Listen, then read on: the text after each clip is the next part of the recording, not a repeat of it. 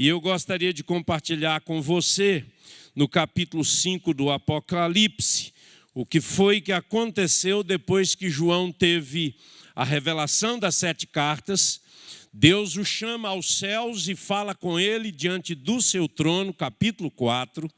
Revela-se a João, que é um prisioneiro, que é um idoso, beirando 100 anos de idade, próximo da sua morte. Vê a igreja perseguida para todo lado, sofrimento, líderes sendo executados. Parece, enfim, vai acabar a igreja. Jesus chama João e diz: escreve estas coisas aí. E ele mostra que a igreja, ela é indestrutível, porque ela é de Jesus Cristo. E nada vai acontecer, irmão, sem que passe antes pelo seu dono, que é propriedade exclusiva dele, a sua vida, a minha vida, a vida do povo de Deus. Apocalipse capítulo 5, está assim atentamente, mesmo assentados. Você em casa, não apenas ouça, pegue sua Bíblia se não pegou, abra sua Bíblia, ponha os olhos nela e peça que Deus faça com que essa mensagem salte da página para o seu coração e entre na sua alma.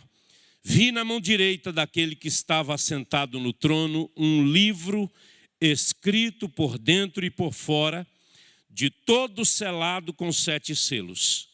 Vi também um anjo forte que proclamava em grande voz: quem é digno de abrir o livro e de lhe desatar os selos? Ora, nem no céu, nem sobre a terra, nem debaixo da terra, ninguém podia abrir o livro, nem mesmo olhar para ele. E eu chorava muito, porque ninguém foi achado digno de abrir o livro, nem mesmo de olhar para ele.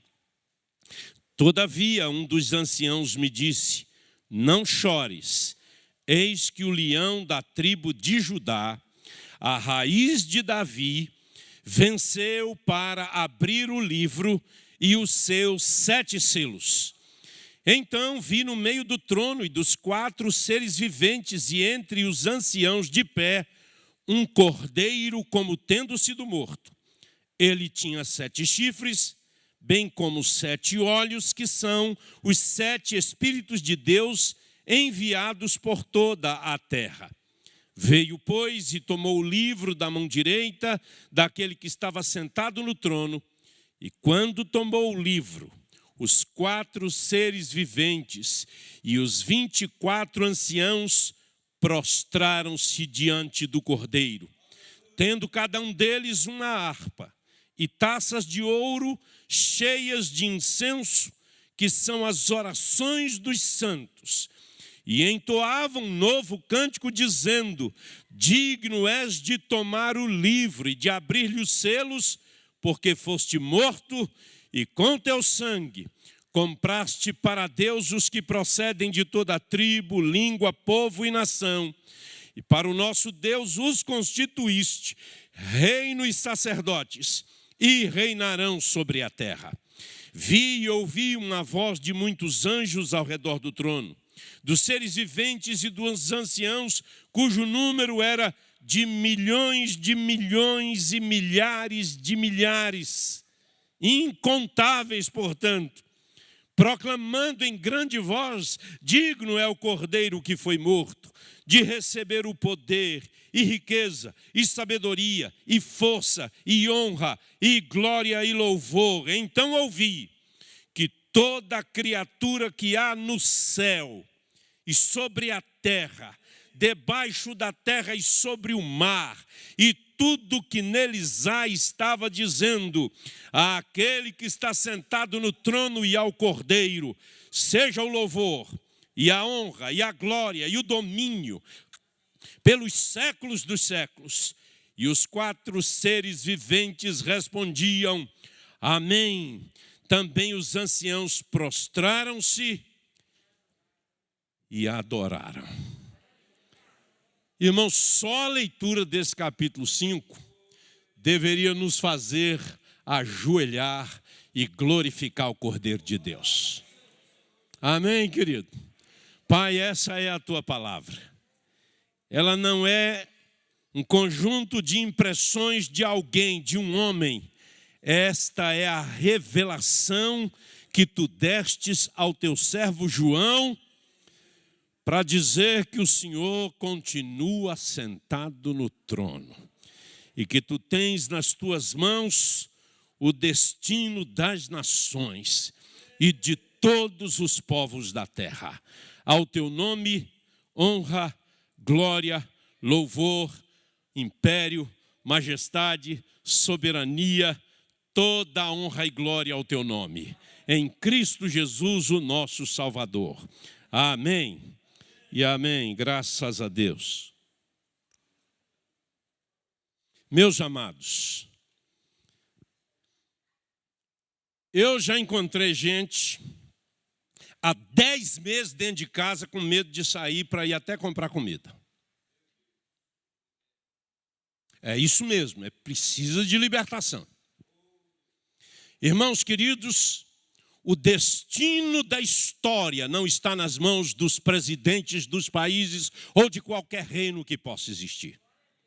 O destino da história está nas mãos de Deus. A história não é fruto do acaso e também não é uma sucessão de fatos desconexos, sem sentido, sem significado. Não é. É tudo muito pensado, tanto do lado da luz quanto do lado das trevas.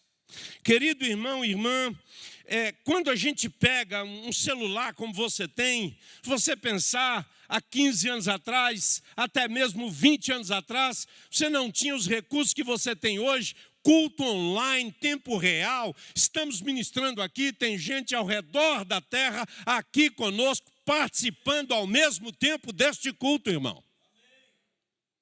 Bênção de Deus, bênção de Deus. Conhecimento, tecnologia, saber. Daniel diz que o saber iria se multiplicar.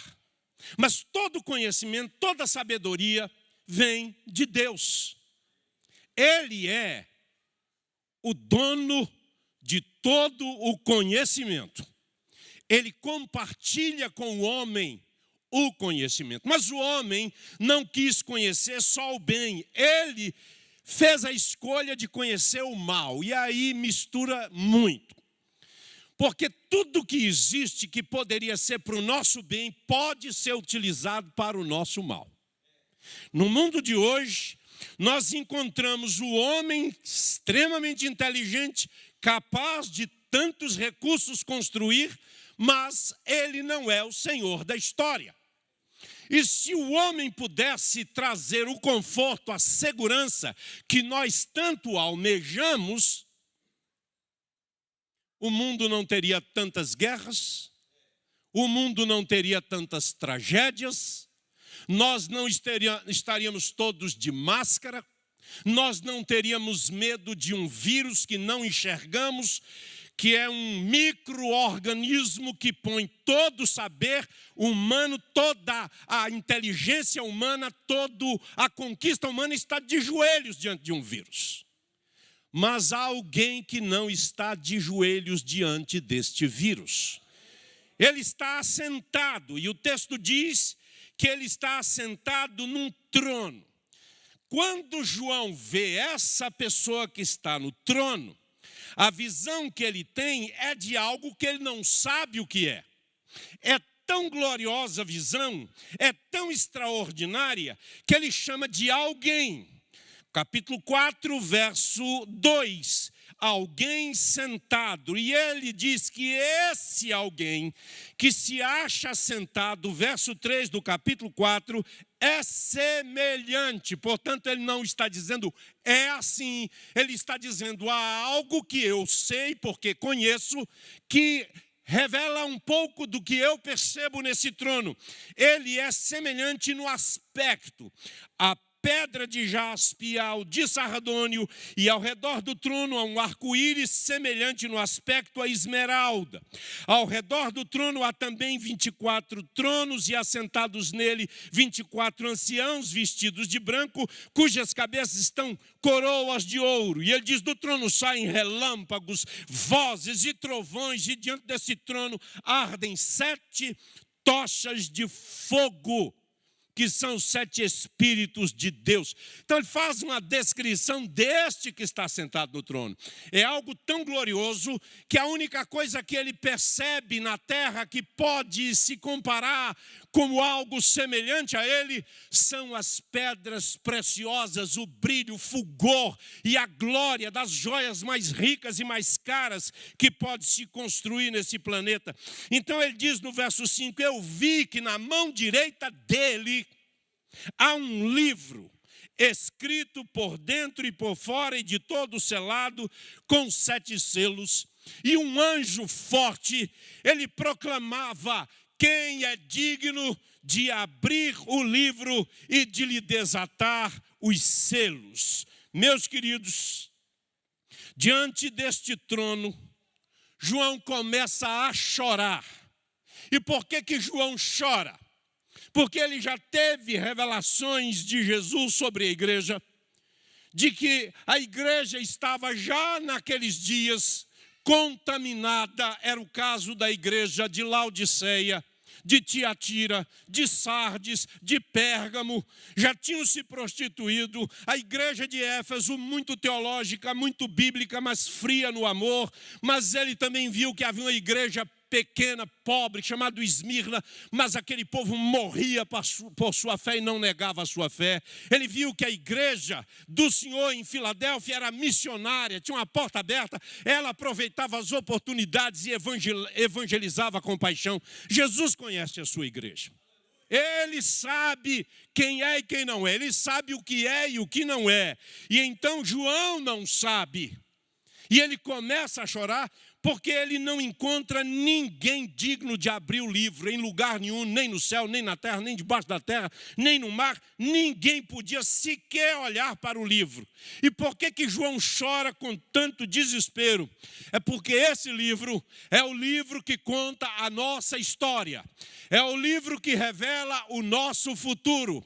É o livro que fala da nossa redenção final. E se eu não posso ter esperança para o futuro, o desespero bate a porta. É por isso que muita gente desespera com a hora que acontece, mas eu quero te dizer que Deus continua assentado no trono. Nós não estamos caminhando, meus irmãos, para um fim trágico, muito pelo contrário. Nós não estamos caminhando para a tragédia, para a desgraça. Nós estamos caminhando para um propósito estabelecido pelo Criador e sustentador da vida. Amém, meu irmão? Isso precisa encher o nosso coração. Somos dotados da liberdade de escolha, isso sim, mas não somos capazes de mudar os propósitos de Deus. O que Deus determinou vai acontecer. O que Deus designou não tem quem possa mudar, porque Ele é o soberano e Ele tem o livro da história em suas mãos. Ele conhece, Ele controla, Ele dirige todas as coisas para a consumação final. Você devia descansar em Deus. Quando eu digo descansar, não é você não sentir pressão, não é você não viver nas apreensões que jogam sobre nós todos os dias. Eu não sei se você é escravo do WhatsApp, mas tem gente que é pastoreado pelo WhatsApp, vive ansioso, vive perturbado. Todo vídeo que chega acha que é verdade. Meu irmão, muito cuidado, porque o diabo está usando a tecnologia para roubar seu tempo, roubar sua paz, roubar sua alegria e vai acabar roubando a sua fé, porque você vai dar crédito ao erro e essa é uma estratégia do anticristo. Aliás, o pastor falou do anticristo. Meu irmão, sabe por que você não deve se preocupar com o anticristo? Porque ele é tão poderoso que a Bíblia diz que Jesus Cristo vai matá-lo com o sopro da sua boca. É a Jesus que você tem que temer, porque Ele é o Todo-Poderoso. O anticristo é uma ferramenta, é um instrumento de Satanás, que já tem decretado a sua morte e o será por um sopro. É o que diz a Bíblia Sagrada. O livro está escrito por dentro e por fora. Logo, é um livro completo. Não dá para acrescentar nada. Não tem como mudar nada. Está selado. Desatar os selos é permitir a revelação da história. E então os anciãos se aproximam de João e diz no verso 5, não há motivo para desespero. Não há motivo para que você perca a esperança, porque o leão da tribo de Judá, ele, a raiz de Davi, venceu para abrir o livro e os seus 7 selos. Louvado seja o nome do Senhor. Isso significa o quê? Que sem Deus não é possível a história ser consumada. Sem Ele não vai acontecer, mas porque Ele está no trono, vai ser exatamente como Ele determinou. Agora, quem pode desatar os selos? Só o Senhor Jesus Cristo. A incerteza gera medo. João não sabia. E quando ele viu que o livro estava selado, é um testamento, 7 selos por dentro e por fora, é um testamento. Ele sabe que só quem pode abrir o livro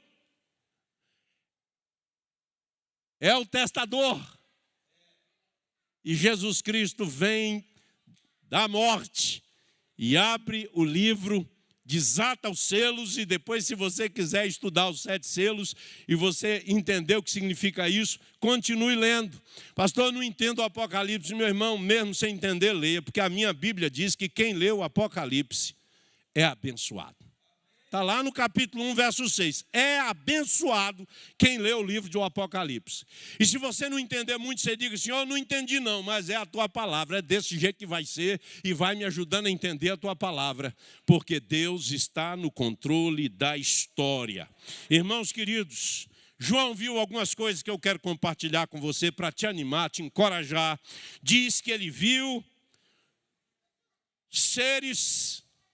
O ser chamado Cordeiro, que está ali de pé diante do trono, diz que ele tinha 7 chifres, 7 olhos, que são 7 Espíritos de Deus enviados por toda a terra. Cheio de olhos, isso fala da onisciência de Jesus. Ele sabe exatamente o que está acontecendo na sua vida, porque ele olha para você todos os dias. Não há momento, não há circunstância, não há a menor possibilidade de que ele não veja você. É por isso que andar em santidade é uma bênção. Porque quando a gente anda em santidade, a gente agrada a Deus. E Deus vê quando a gente está no pecado. Deus vê quando a gente está na pouca vergonha.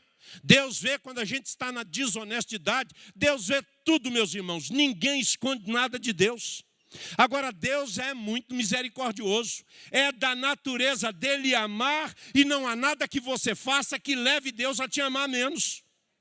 Ele te ama obstinadamente. E também não há nada que você possa fazer para que Deus te ame mais. Ele te ama com o amor que Ele tem. E o amor dele é como Ele é, perfeito. Deus ama você. Todos os dias, Ele vê você dormindo, Ele vê você se acordar, Ele vê você sair, Ele vê você ao volante, Ele vê você no trabalho, Ele vê você nas suas intimidades. Deus te conhece, o olhar dele está sobre você e Ele cuida de você o dia todo, e você o entristece quando você anda no pecado, porque você entristece o Espírito de Deus. Ele está olhando para você. Mas Ele não é só onisciente, porque está cheio de olhos e vê todas as coisas. Os 7 chifres fala do poder perfeito. Chifre é poder. Ele é, além de onisciente, ele é onipotente. É nele que reside o poder. Todo poder vem de Deus.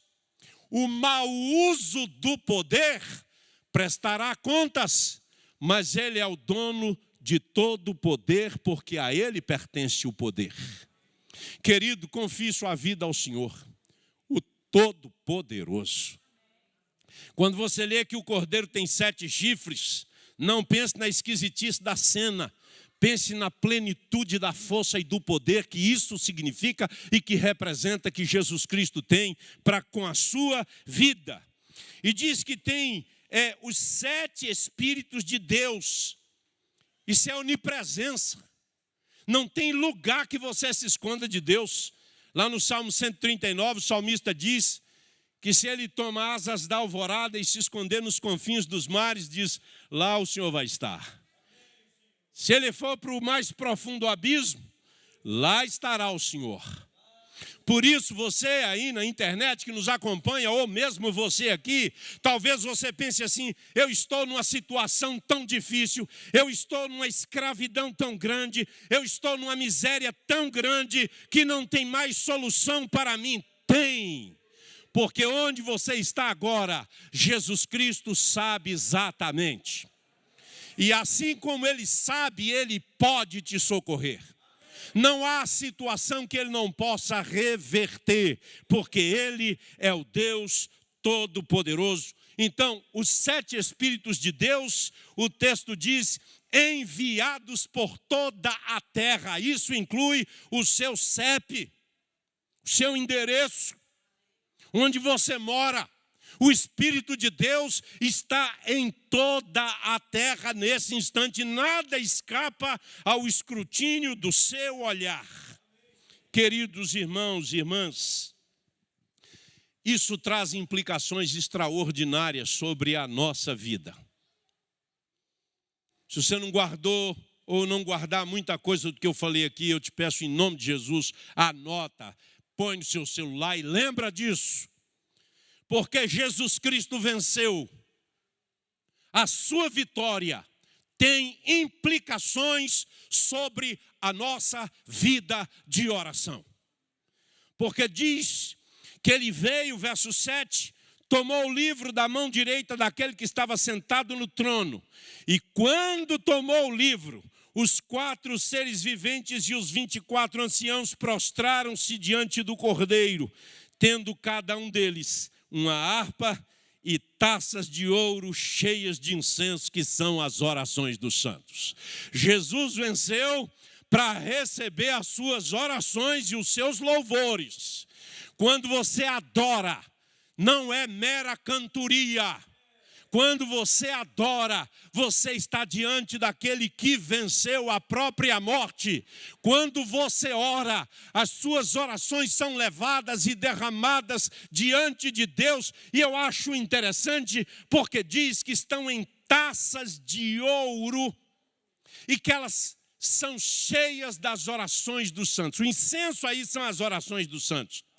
E eu ouso dizer que muito da minha vida, do meu relacionamento conjugal, do meu ministério, são respostas às orações da minha mãe, que já morreu há 40 anos atrás, que orou e chorou pelos seus filhos, e todos eles estão diante do Senhor, mesmo com a morte deles, estão jovens. Por isso, Pai, ore por seus filhos. Por isso, mãe, em nome de Jesus, ore pelas suas crianças. Ore pelos seus filhos que ainda estão no ventre. Deixe-me te dizer, ore a Deus pelos filhos que Ele vier a dar a você.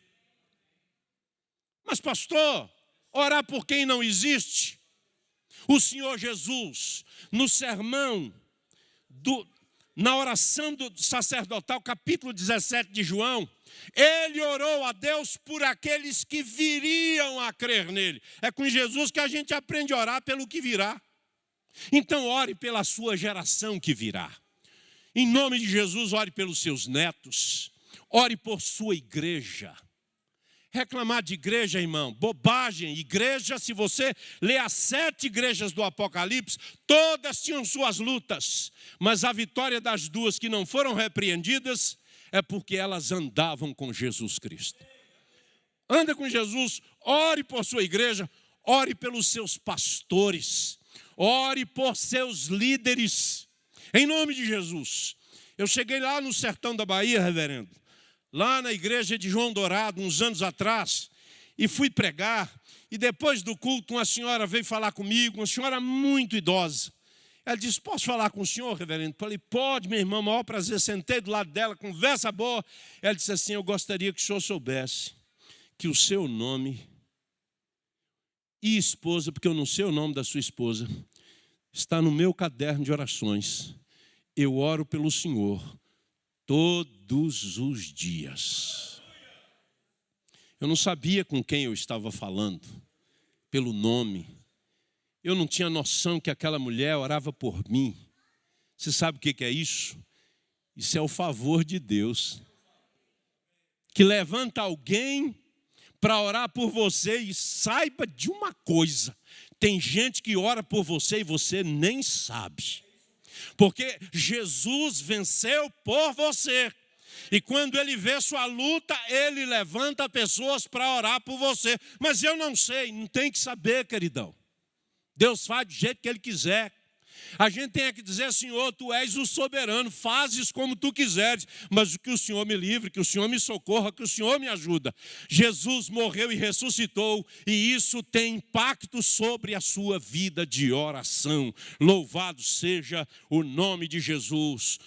Segunda verdade, queridos, é que a morte de Jesus, mas a sua ressurreição, e ele venceu para abrir o livro, para revelar que o que ele fez tem impacto sobre o que você faz. Porque ele diz aí que entoava um novo cântico dizendo: digno és de tomar o livro, de abrir-lhe os selos, porque foste morto e com teu sangue compraste para Deus os que procedem de toda tribo, língua, povo e nação. E para o nosso Deus os constituístes reino e sacerdotes e reinarão sobre a terra. E o que é que eu faço? Evangeliza, irmão, porque está dizendo que ele vai alcançar de todos os povos, tribos, línguas e nações aqueles que ele mesmo escolheu para si e designou você para pregar, você para testemunhar. Então creia que o seu testemunho será impactado pelo que Cristo fez na cruz do Calvário. Então quando você for evangelizar, não confie nos seus argumentos. Quando você for evangelizar, não confie que você é muito bem preparado. Quando você for falar de Jesus, diga para ele: Senhor, eu não sou capaz de comunicar como o Espírito de Deus comunica. Então me usa para testemunhar para esse amigo de trabalho, para esse colega, para esse familiar, para esse meu vizinho, para esse desconhecido. Me ajuda a falar com a mesma paixão que o Jesus tem e que o Espírito Santo comunica. Deus, me ajuda a falar do amor de Deus. Querido, como que as nações vão conhecer o Evangelho? Aqui fala tribo, língua, povo e nação, ou seja, cada etnia da terra precisa ser alcançada, porque foi comprada pelo sangue do Cordeiro. E deixe-me te dizer, aqueles que ele comprou pelo seu sangue, não vai faltar um único sequer. Todos vão comparecer perante o trono. Então, quando você for evangelizar, vai evangelizar sabendo que o que Jesus fez tem impacto sobre o que você faz. E você faz em obediência ao seu chamado e à sua ordem. Então não posso, você tem que dizer: eu tudo posso naquele que me fortalece. Não tenho discurso bonito, não tenho grandes conhecimentos, mas eu conheço uma pessoa, porque Jesus não é um ensino, Jesus é uma pessoa. E o Evangelho não é uma doutrina, o Evangelho é uma pessoa. E salvação é um relacionamento com essa pessoa que se chama Jesus de Nazaré. Então, queridão, pede a Deus para impactar suas orações, para impactar o seu testemunho, mas além disso, a morte de Jesus, a sua ressurreição, a sua vitória como Cordeiro de Deus, tem impacto sobre a nossa situação e a nossa posição espiritual, porque o verso 10 diz que ele nos constituiu reino, porque ele reina em nós. É por isso que Jesus ensinou em Mateus 6, quando orardes, orareis assim: Pai nosso que estás nos céus, santificado seja o vosso nome, venha o teu reino. É para vir sobre você, é para o governo dele vir sobre você, é para o reino dele entrar no seu coração, é para ele ser senhor da sua mente, senhor das suas palavras, senhor do seu trabalho, senhor do seu lar, senhor do seu testemunho. E diz aí que ele venceu e nos comprou e nos constituiu reino e sacerdotes. O véu foi rasgado. Você tem acesso diante de Deus. É claro que quando você precisa de um aconselhamento pastoral, você vem, pode vir, deve vir. Mas você sabe que você precisa chegar diante de Deus, porque a porta está aberta. Você não precisa de um pastor para te levar a Deus. Por vezes você precisa de um pastor para te orientar biblicamente o caminho melhor.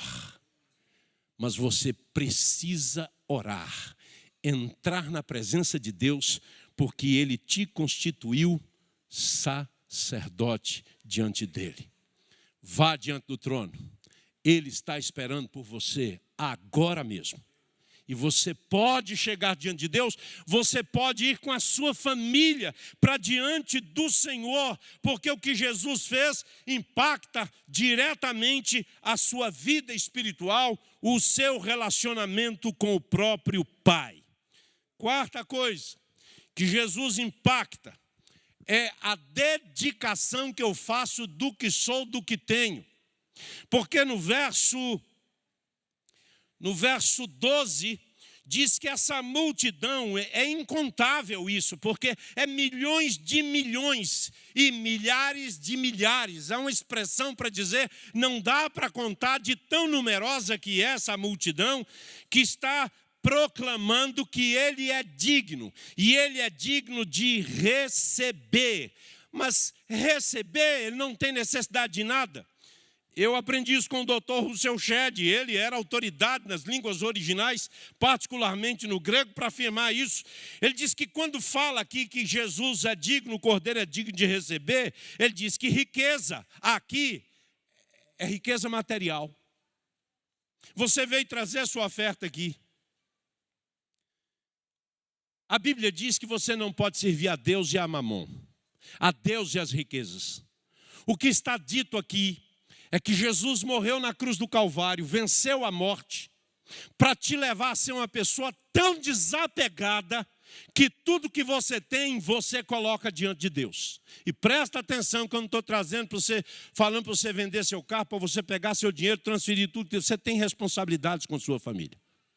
E Deus quer que você tenha. Mas o que eu estou dizendo é que quando você pensa que o dinheiro é que sustenta você, você nega a dependência de Deus. E Jesus é digno de receber a sua confiança ao entregar para Ele fielmente as suas contribuições. Porque na verdade é Ele que te sustenta. É Ele que cuida de você. É Ele que abençoa o seu trabalho. Querido, diz aí que Ele é digno de receber sabedoria, inteligência humana. Inteligência, Ele quer receber a sua inteligência. Diz aí que Ele é digno de receber força. Segundo o Dr. Russell Shedd, é força física. É você se esforçar, é você dedicar a sua energia, a sua vida física para glorificar a Deus, não só com a maneira como você usa seu corpo, mas como você usa o corpo para servir ao seu próximo, para servir a Deus na igreja. Eu me lembro, como se fosse hoje, que no passado, aqui na igreja, a junta diaconal me procurou e me disse assim: pastor, fulano de tal disse que não vai ajudar na igreja porque o negócio dele é ser pastor e que ele não ajuda a arrumar lugar, cadeira. Naquela época a gente tinha que arrumar cadeira aqui ainda, era a época de obra, não tinha essas poltronas bonitas e tinha que arrumar lá embaixo. E ele falou que ele vai ser pastor, que ele, o negócio de arrumar cadeira não é com ele não. Chamei o varão na minha sala. Eu falei assim: meu santo varão, é o seguinte, preciso de você carregando cadeira. Mas por que, reverendo? Eu falei: porque um pastor que não carrega cadeira, não pode ser pastor, não. Eu falei: meu amigo, há tempos no ministério que a gente tem que varrer, a gente tem que limpar banheiro, a gente tem que arrumar cadeira, a gente tem que carregar a cesta básica nas costas, de ônibus, para ir levar na casa do irmão carente. Pastor é um servo acima de tudo. É claro que quando tem quem faça, irmãos, eu já chutei com as duas pernas no ministério. Eu me lembro do começo do meu ministério aqui, o senhor lembra, lá na Barroca. Eu tocava o violão, dirigia louvor. Aí veio um colega depois, dirigiu um coral, eu cantava no coral junto com Maura Marta, ia para pregar, entendeu? Só não dava para descer para ouvir, porque era tão pequena a igreja que o coral cantava para os bancos. E a gente tinha que fazer de tudo. Falei: meu irmão, se na sua cabeça você não pode carregar a cadeira, porque você acha que vai ser pastor, eu gostaria de dizer que você não será um pastor servo. E pastor que não é servo é difícil. Deus deseja o seu coração, deseja a sua força física. Meu irmão, você tem bastante força, ele era sustancinha. Eu falei, você pega essa sustância sua aí, ajuda os diáconos. Aí um dia eu vi o varão todo compenetrado lá. Meu Deus, ajuda que ele entende e me ajuda também. Irmão, Jesus disse, isto, pegou o pão e disse, isto é meu corpo. Nós vamos ter a ceia. Nós não podemos dizer com um pedaço de pão, isto é meu corpo. Só Jesus pode fazer isso. Mas você pode dizer, esse é o meu corpo, que eu quero gastar para servir a Deus e para servir a igreja. Irmãos, Jesus morreu para impactar o nosso serviço. E porque Ele nos abençoa e Ele nos ajuda, é que nós podemos entregar a Jesus a honra, a glória e o louvor. Nesses tempos estranhos, não jogue contra. Jogue a favor. Acredite que Deus se importa com você. Proclame a palavra de Deus de que você é o que a Bíblia diz que você é. Mais do que vencedor por meio de Jesus Cristo, que morreu, mas ressuscitou. E chama você para andar com Ele todos os dias. Amém, queridão? Que Deus te abençoe e te guarde. Que Deus te fortaleça. Que Deus te encoraje. Que Deus te faça uma bênção nas suas mãos. Você que está aqui e você que está aí. Eu gostaria de orar, mas eu queria antes dizer essa palavra para você. Você que está em casa. Se você ainda não entregou sua vida a Jesus, você precisa entregar a sua vida a Jesus. Confessá-lo como Senhor e Salvador. Porque Ele morreu para reunir num só corpo gente de todo lugar. E isso inclui você. No seu coração, crendo nele. Você que está aqui, meu queridão, se você ainda não entregou sua vida a Jesus Cristo, hoje é dia de você fazer, para que Ele impacte sua vida de oração, para que Ele impacte o seu testemunho, para que Ele impacte a sua adoração, para que Ele traga um impacto poderoso naquilo que você faz. Tem alguém que hoje que diria assim, pastor, é comigo, eu quero hoje entregar a minha vida a Jesus Cristo. Se tiver alguém aqui nesse ambiente, por favor, na Galeria Vale também, não é? Levante sua mão que eu quero orar por você. Se tiver. Não precisa ficar constrangido não, porque Jesus não tem vergonha de você. Pode levantar, eu preciso que você levante alto para que eu veja. Deus te abençoe, querida. Há mais alguém? Ô, queridão, Deus te abençoe, Deus te abençoe. Mais alguém quer entregar sua vida a Jesus? Deus abençoe a senhora. Tem mais alguém? Eu ando afastado e eu quero me reconciliar. Eu quero hoje voltar para Jesus. Levante bem alto sua mão. Se tiver, por favor. Ah, muito bem. Deus te abençoe. Deus te abençoe em nome de Jesus Cristo. Glória a Deus. Você em casa, eu não posso ver você de mão erguida. Mas saiba que aquele que tem 7 olhos, Ele está vendo você aí, não importa onde você esteja. Ele está vendo você. Eu quero orar com você, querido. O protocolo, pastor, não sei qual é, mas você precisa atender a orientação que você vai receber depois. Tá joia? Para que a gente te ajude a caminhar com Jesus Cristo. Vamos ficar em pé. Nós vamos orar nesse instante. Senhor, nós queremos nesta hora tão especial de adoração, de louvor, render graças ao Teu nome. Declarar que o Senhor é bom e que a misericórdia do Senhor dura para sempre. Que não há Deus além de Ti, que Tu és o único Deus. E que Jesus Cristo, a quem enviaste, é o único Salvador. E esses amados que fizeram um sinal com a mão, cujos corações foram movidos por Tua palavra nessa noite, permita, Senhor Deus, que eles encontrem em Ti todo o amor e graça e força e coragem, bom ânimo para seguir adiante. O Senhor tira todo o espírito de incredulidade, que o Senhor os ajude a professar Jesus como Senhor e Salvador e a dar os seus passos na fé de acordo com a Tua palavra e as orientações que a igreja lhes dará.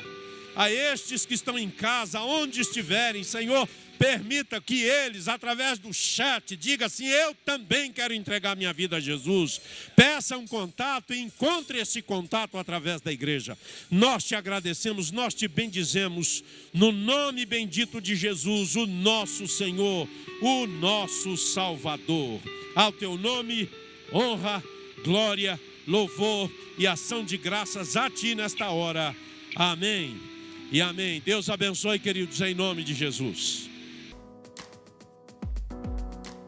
Gente boa, muito obrigado por ter nos acompanhado. Deixa seu like aí, beleza? E também eu convido você a fazer sua inscrição em nosso canal e na Oitava TV. O sininho apitará aí toda vez que houver uma nova postagem.